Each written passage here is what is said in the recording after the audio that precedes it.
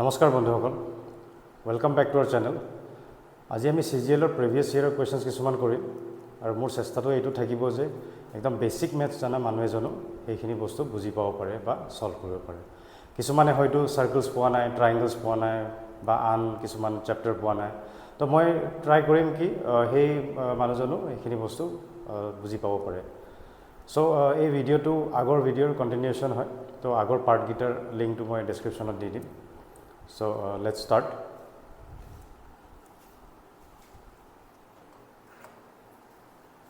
আমি লাষ্টত 10 লৈকে আছিল নেকি লাষ্ট পাৰ্টটো 10 So 11 টো মিসিং আছে সো আমি 12 ৰ পৰা স্টাৰ্ট কৰিম So question number 12 If rupees 1875 becomes 2625 in 4 years What will 24,000 become at the end of 9 years at the same rate of interest under simple interest?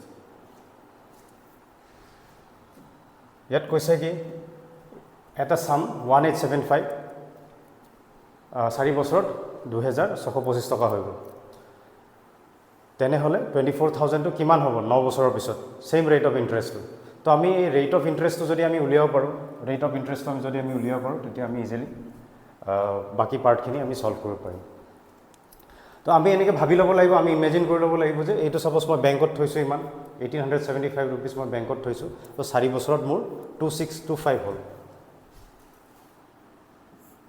So 1875 rupees আছিল এইটো গৈ পেলাই কিমান হৈছে 2625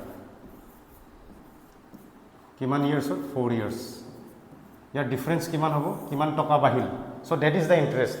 The amount which increased from this amount to this amount, that is the interest. So we can easily find the interest rate. Here difference kiman hobo 25 efale 25 efale 50 tarpisot 19 aru 7 26 750. So here difference to 750. First tar iman rupees asile interest hoy 4 bosorot 750 taka pale so total became 2625.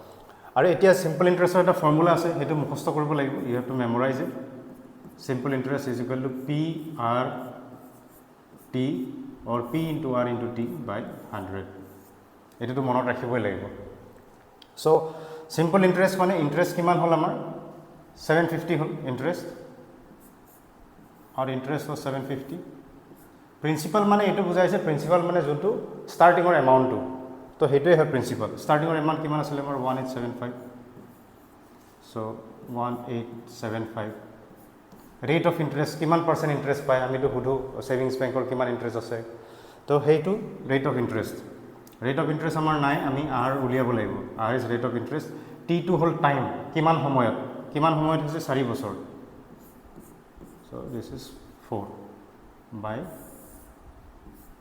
100 তো এইটো আমি এটা cancel কৰিব পাৰো last digit গিটা 75 50 আছে আমি 25 এটি কাটিব পাৰো তো 25 3 জাৰ 75 25 7 জাৰ 175 125 25 5 জাৰ 125 তো এতিয়া 75 25 3 জাৰ 75 25 4 জাৰ 100 সো 4 4 আমি কাটি দিলো এটা 3 10 জাৰ 30 আমি কাটি দিলো সো r মানে ৰেট অফ ইন্টাৰেস্ট কিমান rate of interest Rate of interest আমি পালো 10%. Rate of interest আমি পালো 10%. এতিয়া আমাক কৈছে কি 24000 টকা 24000 will become how much at the end of 9 years. 10% rate of interest আছে 9 years 9 বছৰ টাইম আছে আমাৰ 9 years. So 9 years of 10% কে বাহি যাব তো আমি এটো 90% বুলি ধৰি লব পাৰো 90%. So 24000 to 90% বাহিলে 90% বাহাৰ পিছত ইয়াৰ লগত এড কৰি দিলে আমি ভ্যালুটো পাই যাম সো পাৰ্ট কে এড কৰাৰ জায়গাত আমি কি কৰিব পাৰো আমি 24000 ইনটু 90% হয় 90% টো আমি উলিয়াই পেলাই ইয়াৰ লগত এড কৰি দিলে আমাৰ আনসাৰটো ওলাই যাব তো এক্সকিউজ মি সো ডাইৰেক্ট আমি উলিয়াই দিব পাৰো আনসাৰটো সো 100 প্লাস 90 কিমান হয় 190 So amount to amar 190% hobo 190 by 100 ইয়াত মই কি কৰিছোঁ খালি 90% পাৰ্ট এড কৰাৰ জেগাত মই একেবাৰতে লিখি দিছোঁ চ' 90% 24,000 ইনটু 190% হ'লে কিমান হ'ব 00 গ'ল চ' 00 আহিলে এইটো এটা 0 ইয়াত আহিলে চ' 24 ইনটু 19 কিমান হ'ব 24 ইনটু 20 কিমান হয় 24 2 জাৰ 24 ইনটু 20 হ'লে 480 হয় 19টা টাইমছ হ'ব লাগে এটা 24 মাইনাছ কৰি দিলে আমি পাই যাওঁ ভেলুটো এটা 24 মাইনাছ কৰি দিম 10 মাইনাছ 4 6 7 মাইনাছ 2 5 4 56 চ' ইয়াত আহিল 456 45,600 so' the answer will be 45,600 at the end of 9 years.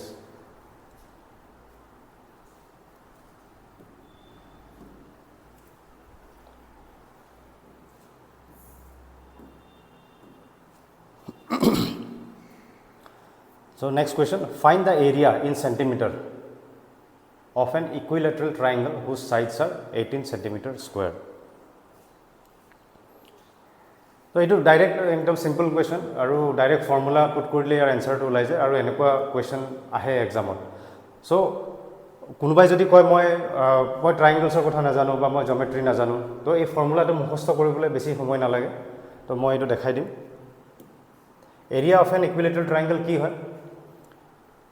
area of an equilateral triangle √3/4 into side square area of an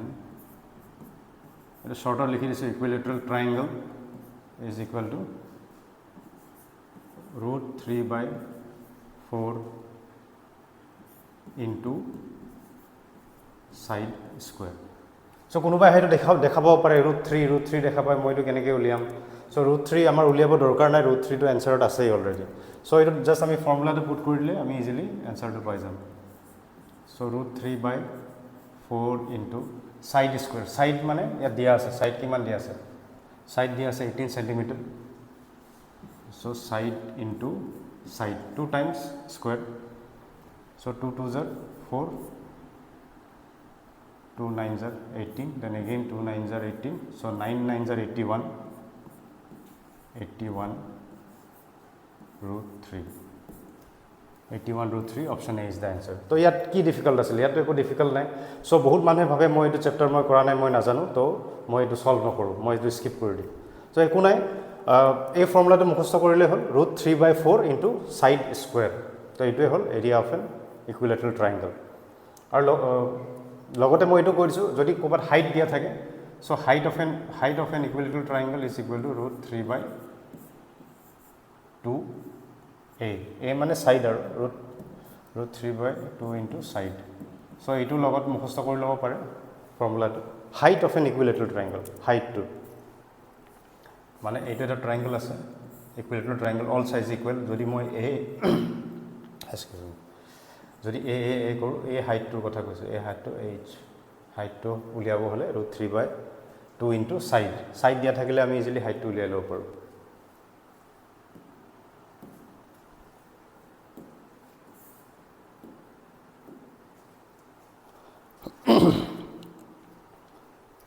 Next question, half liter of solution contains 15% of alcohol. To change the alcohol concentration to 50%, find the quantity of alcohol to be mixed. Mixture question to bahute mane bhoy khai dekhi pele kintu yat eku na actually to yat ki koise half liter of a solution tat 15% alcohol ase aru he alcohol to ami 50% la anibo lage to tetia ami kiman quantity alcohol ami mix koribo lagibo so yat half liter 1 liter is equal to 1000 ml so half liter hole kiman hobo 500 ml half liter hole 500 ml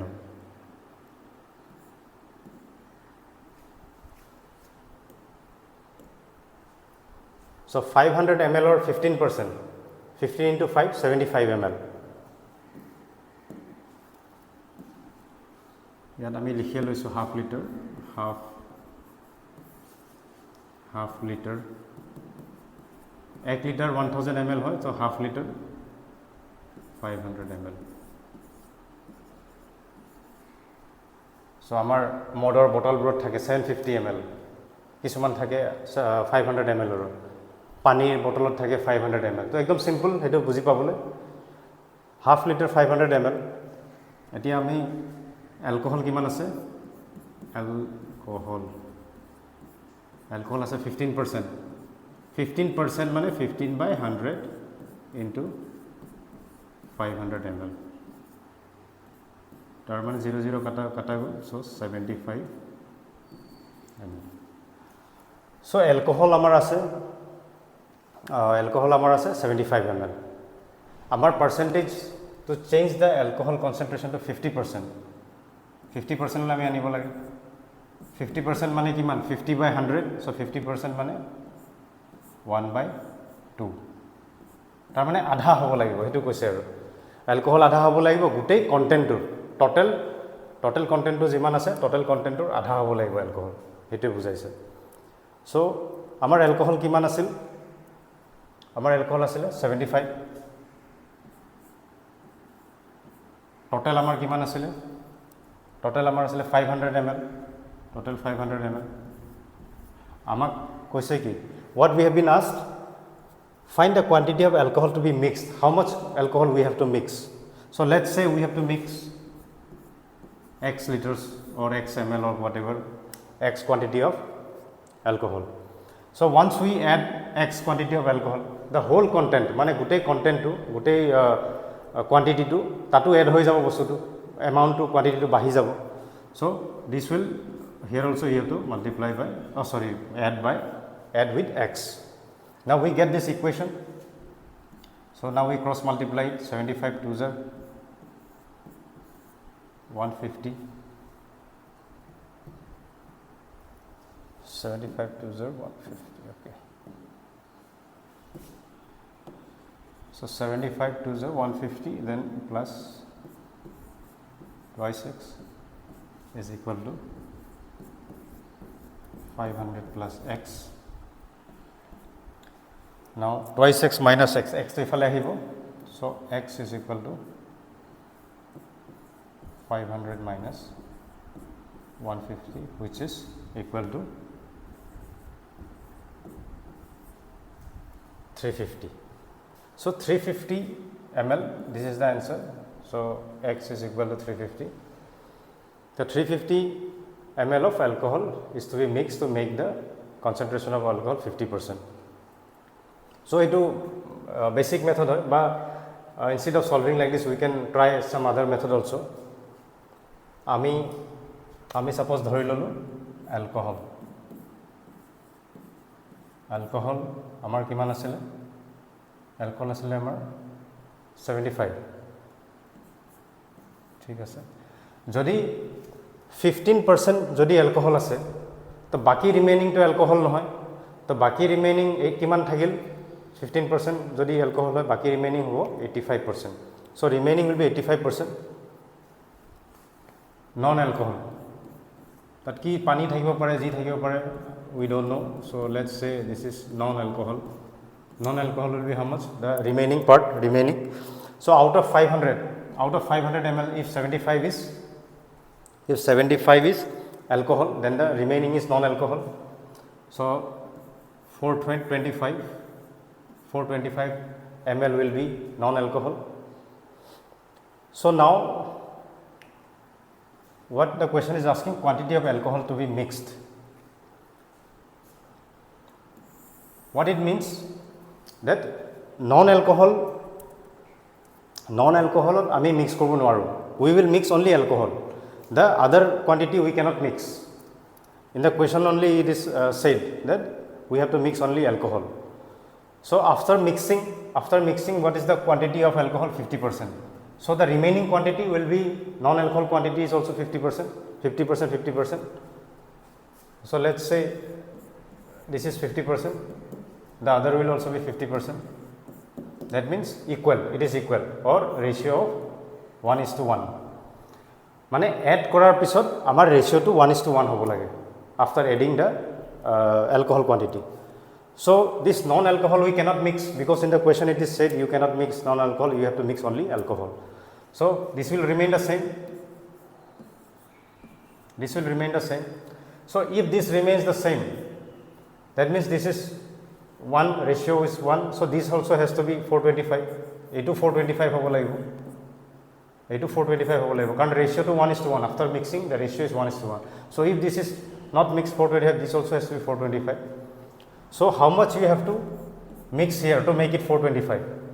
75 to 425 anibole ami kiman add koribo laibo? 425 minus 75, that is 350.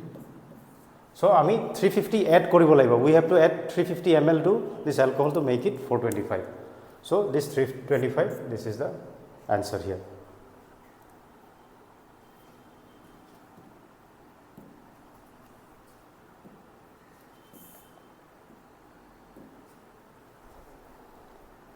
Number 15, from a point A tangent line is drawn to the circle of radius 7 units. From the same point, a secant is drawn to the circle which cuts the circle at B and C, and the point B is near A than C.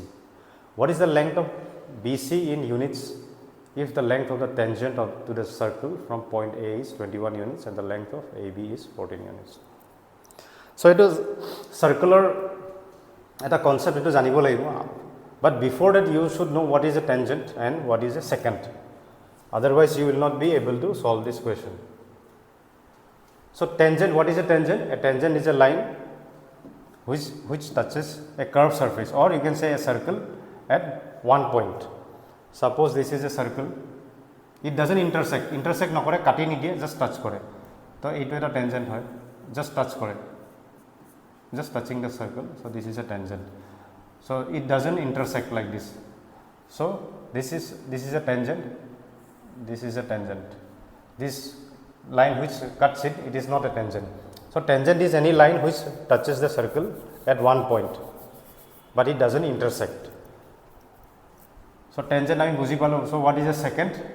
Secant is a line which cuts the circle at 2 points. So secant duta point cut kore aru tangent just touch kore circle to. So hetu buji pale ami figure bonai lo paro. So at a circle ase koise radius, this is a circle, the radius is 7 units. From the same point, okay, from a point A tangent line is drawn. Yet at the point A, ami dhori lolu, a tangent line is drawn to the circle. Tangent line just touches the circle.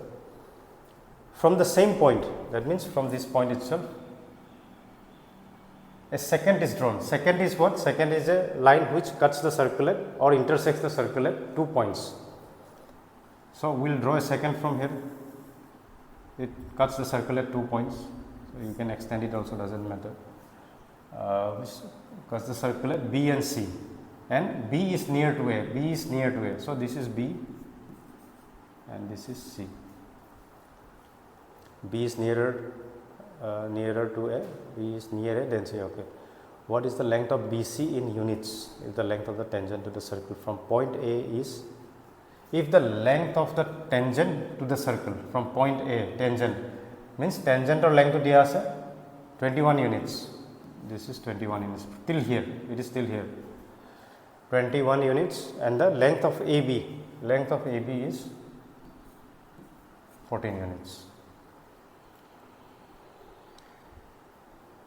Then what we have to find, what is the length of BC? This BC we have to find. So let's say this is X. So tangent or circular the tangent or juntu ase eta property ase, that property is the square of this, let's say this point is T, the square of tangent AT square is equal to the external part of the secant AB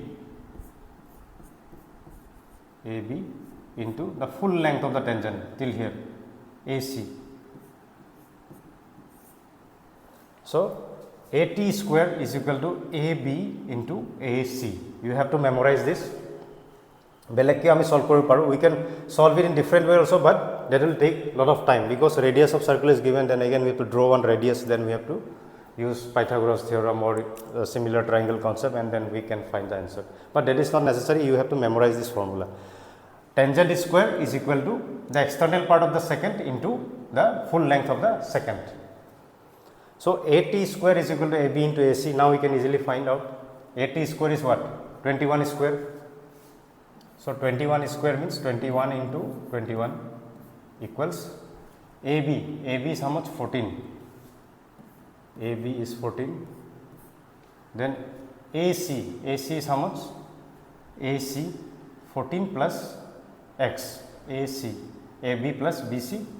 So, AC is 14 plus X. 14 plus X. Now, we can easily solve it at only one unknown variable we have here. So, we can easily solve the equation. So, now 7 2s are 14, 7 3s are 21. So, this side it is 63. Now, 2 into 14, this is 28 plus 2 into x, this is twice x. So, 63 minus 28 kiman hobo? Twice x is equal to 63 minus 28. So, 13 minus 8, 5, then 5 minus 2, 3.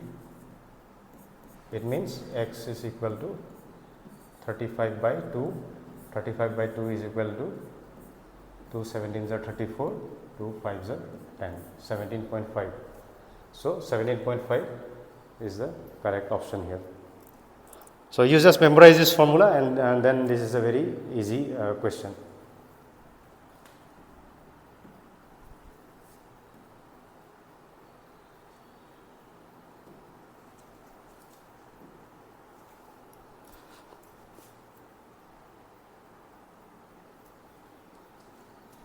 So, we will conclude the session today. Next time we meet again soon. So, thank you very much for your time.